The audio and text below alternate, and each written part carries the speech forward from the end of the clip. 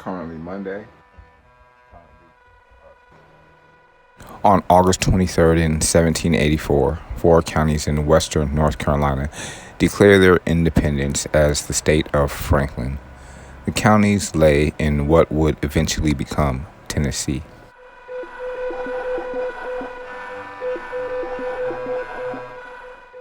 The previous April, the state of North Carolina had ceded its western land claims between the Allegheny Mountains and the Mississippi River to the United States Congress. The settlers in this area, known as the Cumberland River Valley, had formed their own independent government from 1772 to 1777 and were concerned that Congress would sell the territory to Spain or France as a means of paying off some of the government's war debt.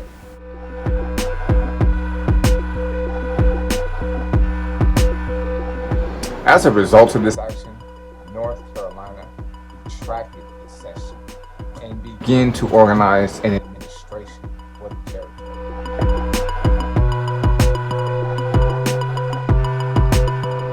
Simultaneously, representatives from Washington, Sullivan, Spencer, which is modern-day Hawkins, and Greene counties, they declared their independence from North Carolina. The following May, the counties petitioned for statehood as Frank land to the United States Congress.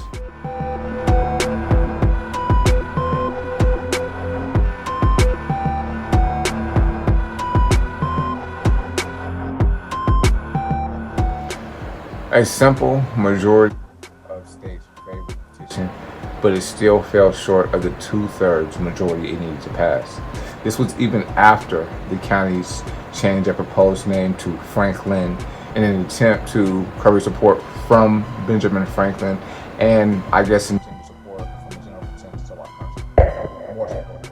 In defiance of Congress, Franklin survived as an independent nation for 4 years with its own constitution, Indian treaties, legislated system of barter in lieu of currency, though after only 2 years, North Carolina set up its own parallel government in the region.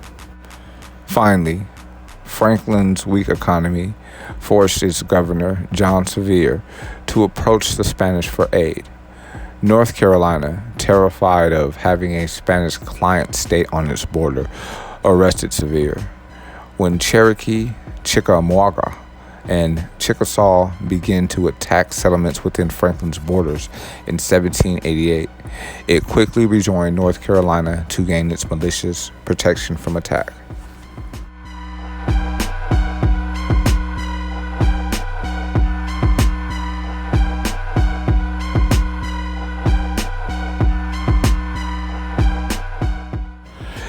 It was on August 23rd in 1814 that our nation's First Lady, Dolly Madison, saved a portrait of George Washington from being looted by British troops during the War of 1812.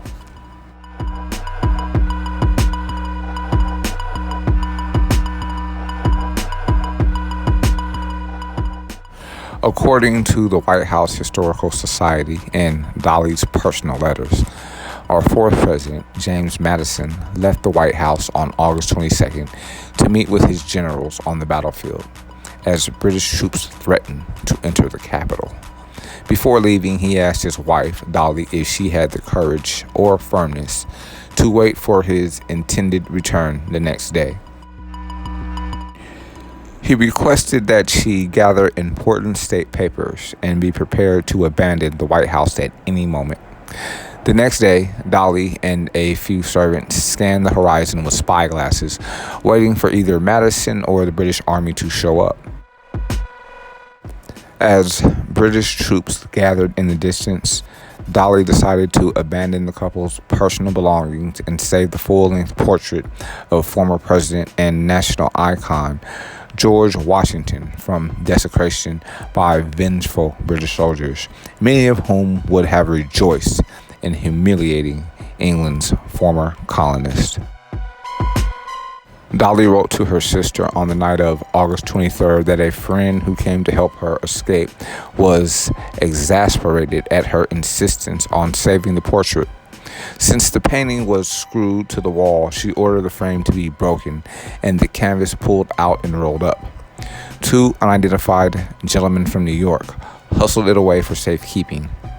Unbeknownst to Dolly, the portrait was actually a copy of Gilbert Stuart's original. The task complete, Dolly wrote, quote, "And now, dear sister, I must leave this house, or the retreating army will make me a prisoner in it by filling up the road I am directed to take," unquote. Dolly left the White House and found her husband at their predetermined meeting place in the middle of a thunderstorm.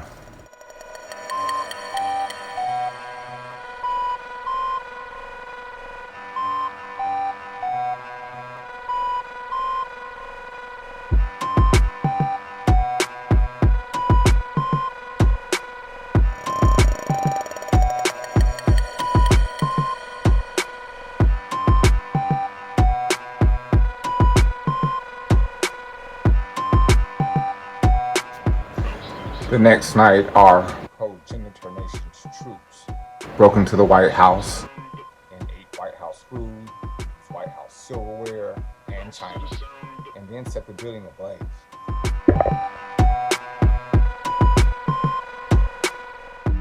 Although they were able to return to Washington only 3 days later when British troops moved on, the Madisons were not again able to take up a residence in the White House and lived out the rest of his term in the city's Octagon House. It was not until 1817 that newly elected President James Monroe, our nation's fifth president, moved back into the reconstructed building.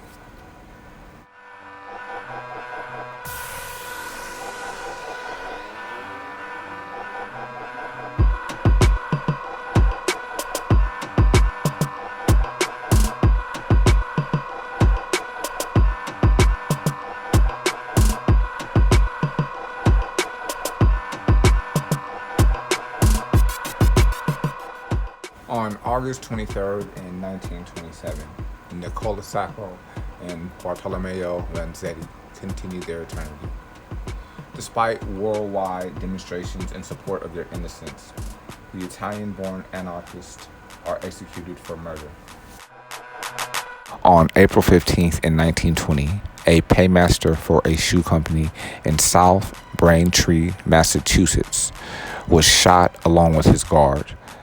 The two men continued their eternity as a result of this.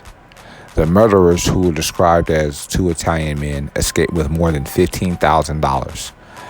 After going to a garage to claim a car that police said was connected with the crime, Sacco and Vanzetti were arrested and charged with the crime. Although both men carried guns and made false statements upon their arrest, neither had a previous criminal record. On July 14th in 1921, they were convicted and sentenced to die.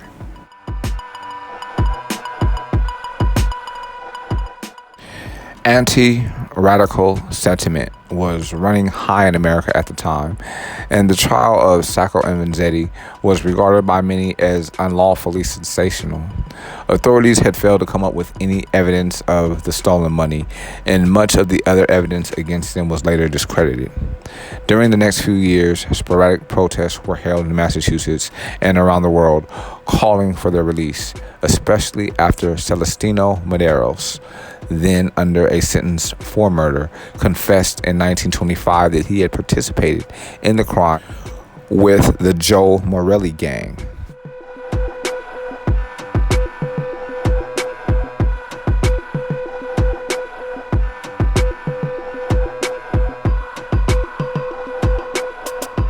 The state Supreme Court refused to accept the verdict, and Massachusetts Governor Alvin T. Fuller refused to grant clemency.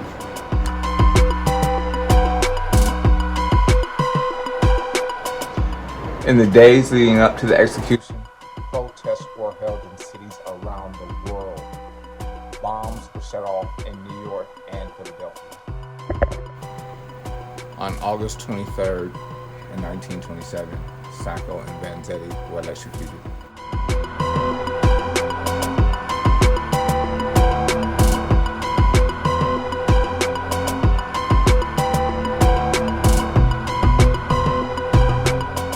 In 1961, a test of Sacco's gun using modern forensic techniques apparently proved it was his gun that killed the guard, though little evidence has been found to substantiate Vanzetti's guilt. In 1977, Massachusetts Governor Michael Dukakis issued a proclamation vindicating Sacco and Vanzetti, stating that they had been treated unjustly and that no stigma should be associated with their names. All historic information documented in the words on this audio file can be verified on history.com. And if you enjoyed the stream, please subscribe. There's more, a lot more with